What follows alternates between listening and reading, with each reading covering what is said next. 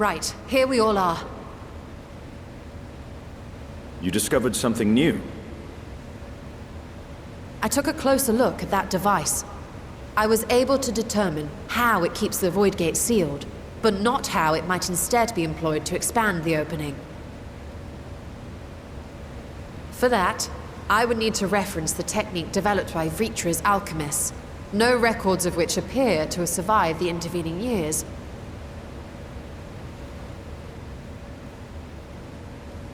We know this, so why have you sent for us? Have you learned aught of value or not?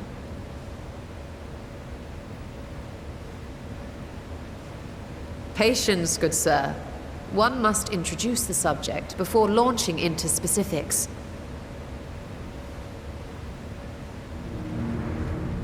From what we understand, travel between worlds is accomplished by passing through the nebulous rift which exists between them.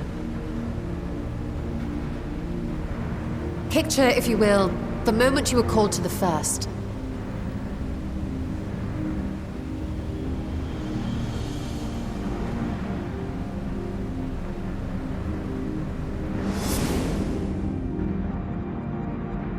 You touched a focus of some kind to help the Exarch pinpoint your location. His summoning spell then channeled the energies of the Crystal Tower to begin your journey to his world.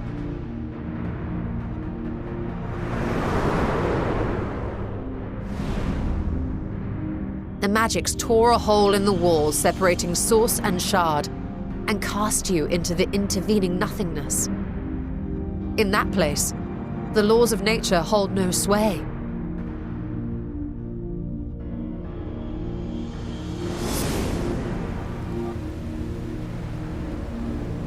Yet even through this realm of temporal and spatial instability, you were borne safely to your destination in the First. The feat that guided you across such an unimaginable distance, both physical and metaphorical, was nothing short of a miracle.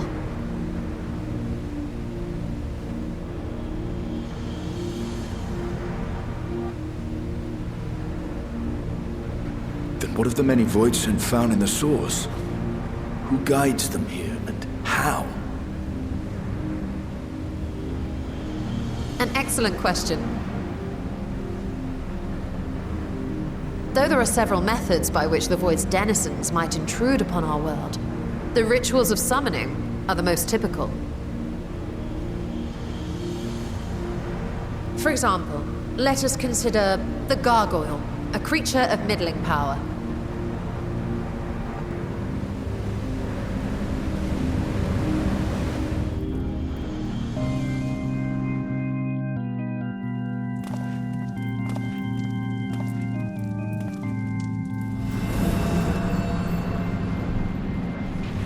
To call upon such an entity, the prospective summoner must force open a void gate.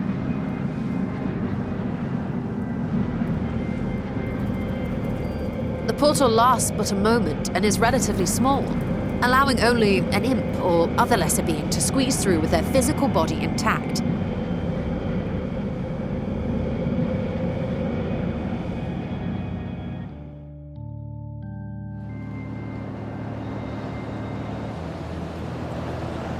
Our more powerful gargoyle, however, is too large for that. Creating a gate big enough for him would require vast amounts of energy, far beyond the reserves of any one mortal practitioner.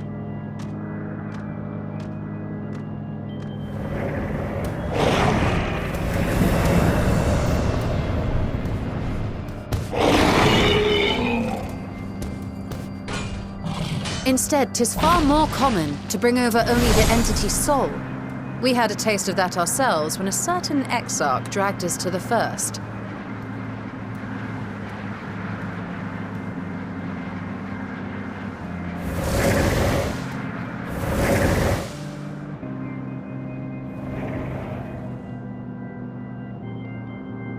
And just as our bodies remained in our world, the Void Sense physical form is left behind in the 13th.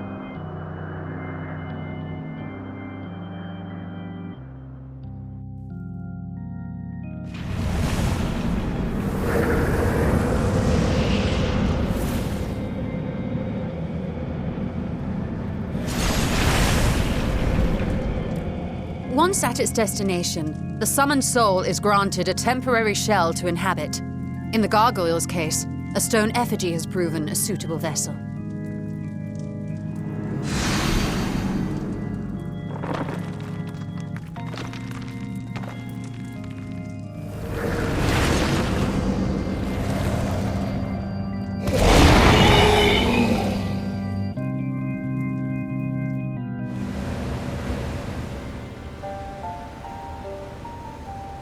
Wait. You said that Voidsent must be called here deliberately by someone in the source, reeled in like a fisherman with his catch. Exactly. For a being to navigate the chaos of the rift, with or without form, there must needs be a guiding agent on the other side.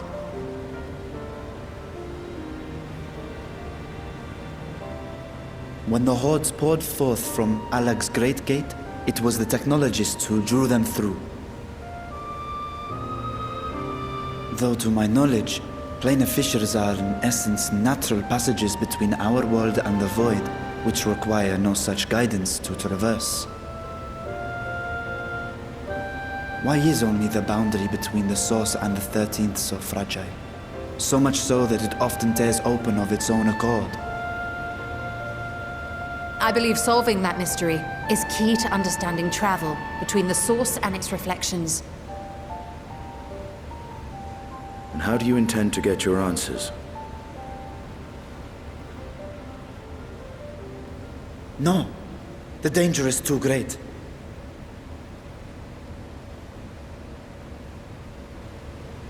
Perhaps. But what some call danger, others think of as adventure.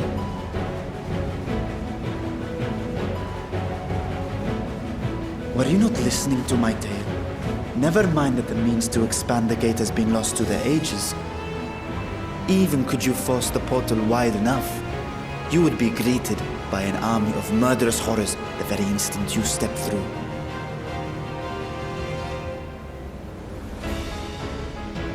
I assure you I was most attentive.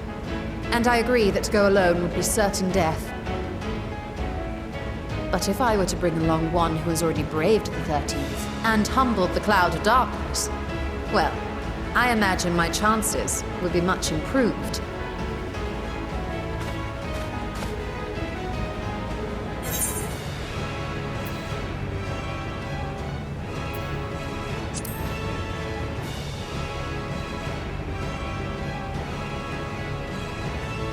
I had a feeling you might say that.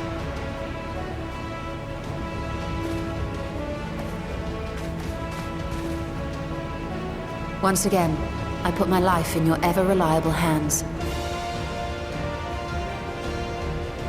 That said, as much as I would like to march straight back to the Void Gate, there is the small matter of being unable to open it without the Satrap's personal authority.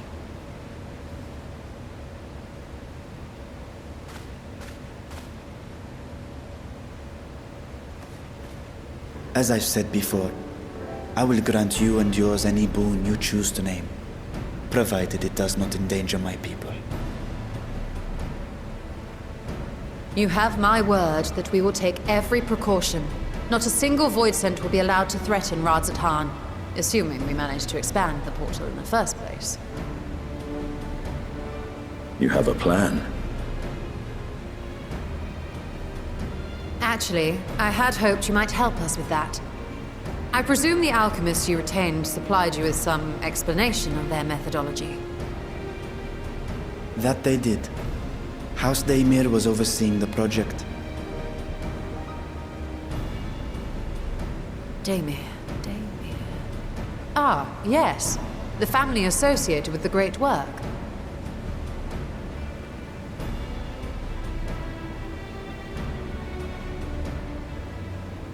I did not fully comprehend the theory, but their research began with a Voidsent which had slipped through the fissure. After a thorough examination, they created an arcane simulacrum possessed of similar qualities. A man-made Voidsent, if you will. It was apparently indispensable in their efforts to enlarge the gate. A man-made Voidsent?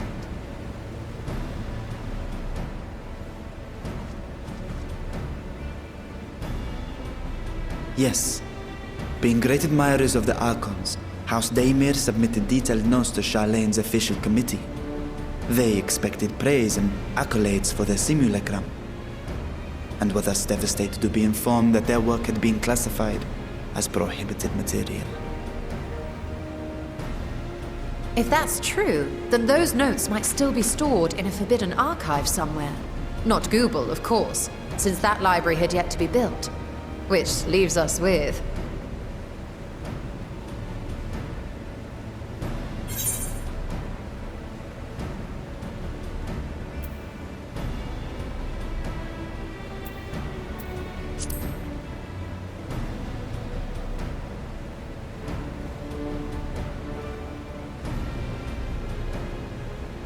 Indeed.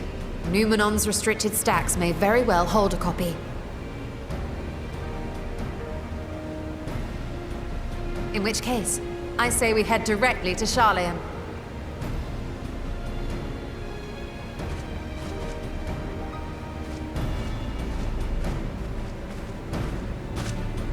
Unless you anticipate needing help to reach the high shelves, I see myself being of little use. Go on ahead. Still need to find Mirad and tell him about the Khalzal Foundation.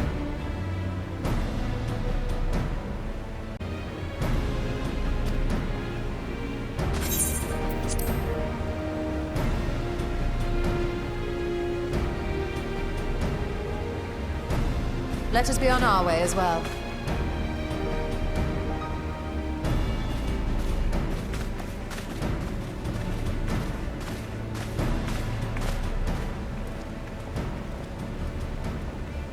They are resolved to venture into the void.